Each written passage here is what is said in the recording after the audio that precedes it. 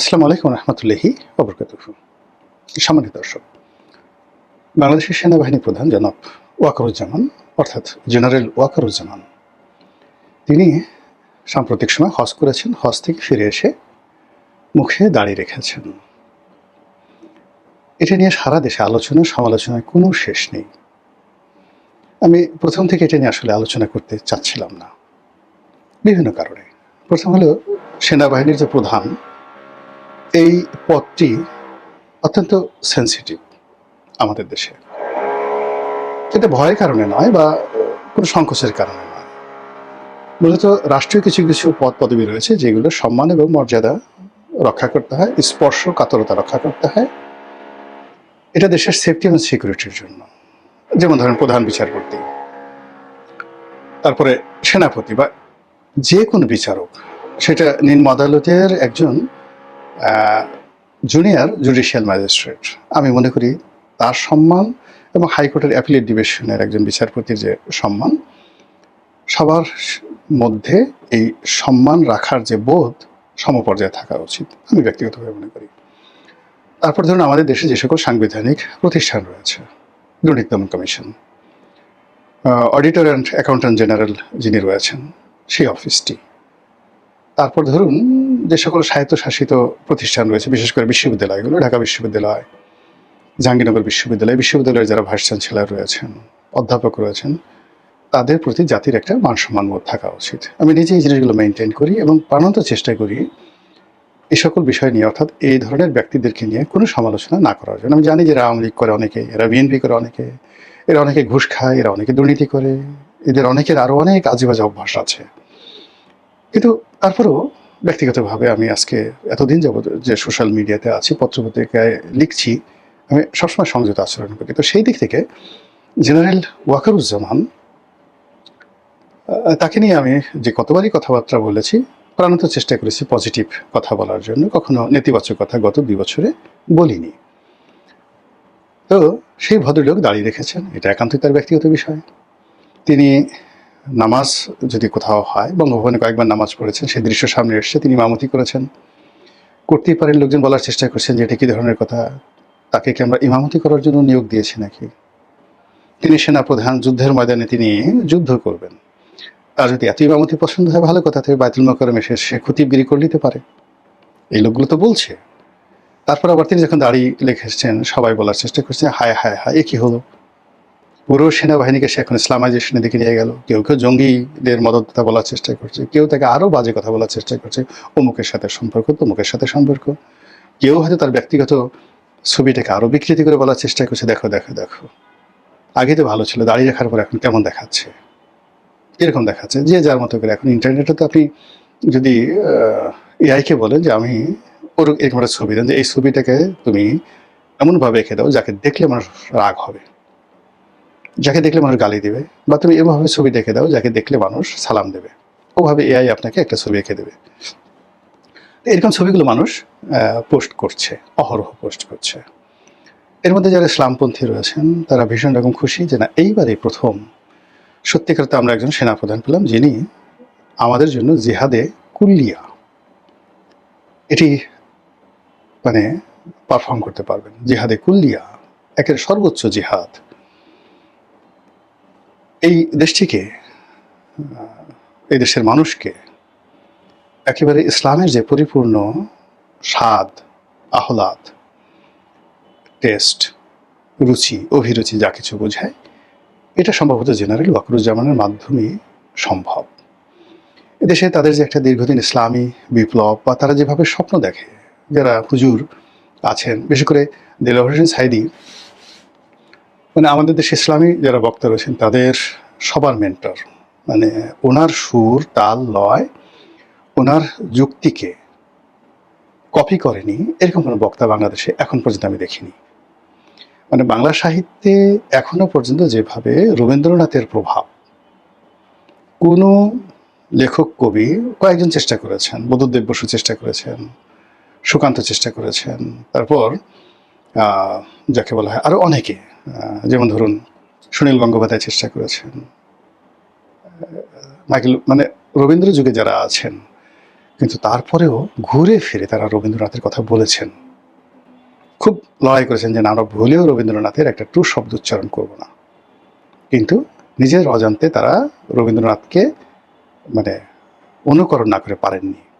একইভাবে আমাদের ওয়াজের ময়দানে বহু মানুষ আছে যারা দেলোয়ার হোসেন সাঈদী, জামাতের যে চিন্তা চেতনা, এই জিনিসগুলোকে তারা অনুসরণ করেন না, অনেক ক্ষেত্রে ঘৃণা করেন। অনেক সময় তাদের মনে করেন যে দেলোয়ার হোসেন সাঈদী এবং জামাত যে জিনিসগুলো প্রচারণা করে এগুলো অন ইসলামিক। কিন্তু তিনি যেভাবে মিলাদের টান দিচ্ছেন, যেভাবে সূরা তেলাওয়াত করছেন, যে সকল গল্প বলছেন, কাহিনী বলছেন, হাদিস বলছেন, ওইগুলোকে উপজীব্য করে সাঈদী বিরোধী যারা আছে, একজন সিঙ্গেল লোক পাবেন না তাদের ওয়াজের মধ্যে, বক্তব্যের মধ্যে সাঈদীর সেই বক্তব্যগুলো নেই, সবার মধ্যে আছে। এই জন্য আমি আসলে বাংলাদেশের যেটাকে বলে ওয়াজ বলতে যা বোঝায় সবসময় এটাকে মনে করি একেবারে এখানে মাস্টার মাইন্ড বলেন, বটবৃক্ষ বলেন, ফাউন্ডেশন বলেন, সেটা সাঈদী সাহেবের মাধ্যমে। তো সাঈদী সাহেব যেটা বলে আসছেন যে সচিবালয়ে, সেক্রেটারিয়েটে এই মুসলমানের দেশে এমন সেক্রেটারি থাকবে যার মুখে থাকবে দাড়ি, নামাজে রক্ত হবে তিনি দাঁড়িয়ে যাবেন, ইমামতি করবেন, সবাই সচিবালয়ের সবাই তার পেছনে দাঁড়াবে, দুর্নীতি বন্ধ। মুসল্লিরা বলে সুবহানাল্লাহ, আলহামদুলিল্লাহ, আল্লাহ আমাদের দেশে কবে এরকম দিন আসবে। তিনি প্রচার করেছেন প্রধানমন্ত্রী হবেন সেই ব্যক্তি যিনি বাইতুল মুকাররমের মিম্বরে দাঁড়িয়ে তিনি খুতবা দেবেন জাতির উদ্দেশ্যে, তিনি জুমার নামাজ পড়াবেন, জাস্ট লাইক হযরত উমরের মতো, আবু বকরের মতো, উসমানের মতো, আলীর মতো। সবাই বলেন আল্লাহ তুমি কবুল করো, এরকম নেতা আমাদেরকে দান করো আল্লাহ। সাঈদী সাহেব যদি এরকম প্রধানমন্ত্রী হতেন, এরকম সবাই স্বপ্ন দেখতেন। একই কথা তিনি বলতেন বঙ্গভবনে যে থাকবে তাকে ওইভাবে জামাতে ইমামতি করতে হবে। এই স্বপ্নটা ৮০-র দশক থেকে ব্যাপকভাবে মানুষের মধ্যে মানে গ্রথিত হয়েছে, বপিত হয়েছে, মানে গ্রন্থনা করা হয়েছে, উপস্থাপনা করা হয়েছে, এবং ওটা মানুষের মনে মস্তিষ্কে ঢুকে গেছে।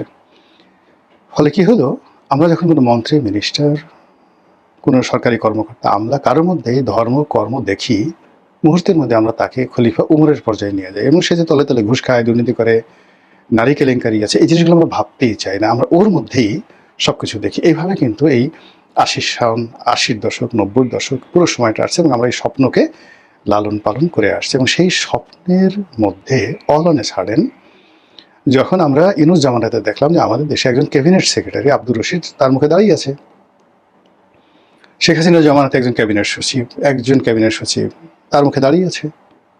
সুবহানাল্লাহ, এ তো অনেক ভালো কথা।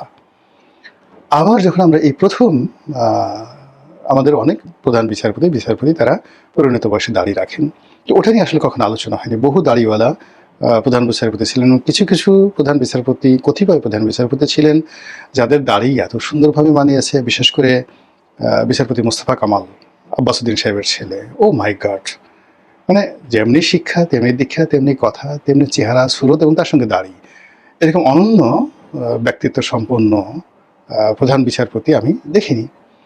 বিচারপতি আব্দুর রব ছিলেন, জাস্টিস রব ছিলেন, অসাধারণ লেখাপড়া জানতেন। তো বিচারাঙ্গন অনেকে দাঁড়িয়ে রেখেছেন। আবার এই যে এখন যে প্রধান বিচারপতি আছেন, ওনার মুখে দাঁড়িয়ে আছে, কিন্তু তার বাবা জাস্টিস আব্দুর রহমান, তার মুখে দাঁড়িয়ে ছিল না। কিন্তু কোনো সেনা প্রধান এইভাবে দাঁড়িয়ে রেখেছেন ক্ষমতায় থাকা অবস্থায়, এটা আমরা দেখিনি।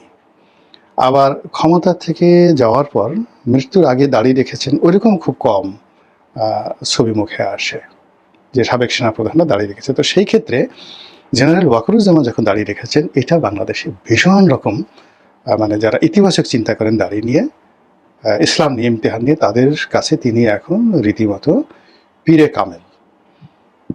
তার মাধ্যমে মুক্তি, তার মাধ্যমেই বিরাট কিছু একটা হওয়ার সম্ভাবনা, এটা মাঠে ময়দানে হুজুরা প্রচার করা শুরু করে দিয়েছেন। এক বিখ্যাত মানে ইসলামী বক্তা, তিনি দেখলাম যে মোদিকে গালাগালি করছেন, তোমরা ভারতীয়দেরকে বলছেন তোমরা আমাদের ওয়াকারুজ্জামান সেনাপ্রধানের দাড়ি নিয়ে কটূক্তি করো, তোমাদের প্রধানমন্ত্রীর মুখে দাঁড়িয়ে তোমাদেরকে লজ্জা লাগে না? পারলে মোদির দাড়ি নিয়ে কোনো কথা বলো।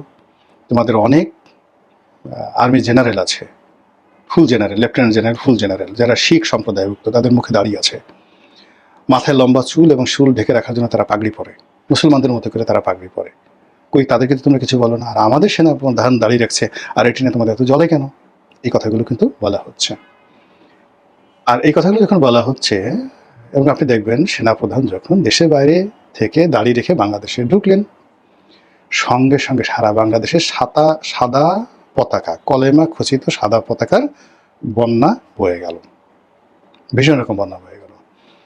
এরপর দেখবেন যে তার এই দাঁড়িয়ে রাখার সঙ্গে সঙ্গে প্রধানমন্ত্রীর সঙ্গে তার যে সম্পর্কের যে একটা সমীকরণ, আমি অন্তত আই কন্ট্যাক্টে যতটা দেখেছি, ওটা আগের মতো মনে হচ্ছে না। মনে হচ্ছে সরকারের পক্ষ থেকে তাকে একটা ট্যাগ দেওয়ার চেষ্টা করা হচ্ছে, তাকে সন্দেহের দৃষ্টিতে দেখা হচ্ছে। অন্যদিকে ভারতীয় মিডিয়া থেকে শুরু করে পশ্চিমা মিডিয়াগুলো, তারা প্রকাশ্যে অপ্রকাশ্যে, বিশেষ করে বেশ কিছু ইউটিউবাররা নানা রকম কথাবার্তা বলার চেষ্টা করছেন, কিন্তু ওয়াকারুজ্জামান বা সেনাপ্রধানের পক্ষ থেকে আসলে কোনো রকম প্রতিক্রিয়া দেখানো হচ্ছে না। এরই মধ্যে পুলিশ আবার নতুন করে জঙ্গি ধরার যে অ্যাকশন, এটা শুরু করেছে। আর এটা তখনই শুরু করা হলো যখন একদিন পরে, যার একদিন আগে 4 তারিখে, জুলাই মাসের 4 তারিখে খুব মহা ধুমধাম করে আমাদের জাতীয় সংসদের দক্ষিণ প্লাজাতে আমেরিকার জাতীয় দিবস পালিত হলো। সেখানে আমেরিকান বাহিনী লেফট রাইট করলো, তাদের অর্কেস্ট্রা দল, সেনাবাহিনী, মার্কিন সেনাবাহিনী অর্কেস্ট্রা দল সেখানে জাতীয় সঙ্গীত বাজালো। অনেকটা ছোট আকারে হলো গার্ড অব অনার দেওয়ার চেষ্টা করা হলো। ব্রেন্ট ক্রিস্টেনসেন তিনি সেই গার্ড অব অনার গ্রহণ করলেন। আমন্ত্রিত অতিথিরা সেই আমেরিকার বন্ধুত্ব, আমেরিকার শ্রেষ্ঠত্ব এবং আমেরিকার প্রয়োজনীয়তা নিয়ে বিশাল বিশাল বয়ান তৈরি করলেন।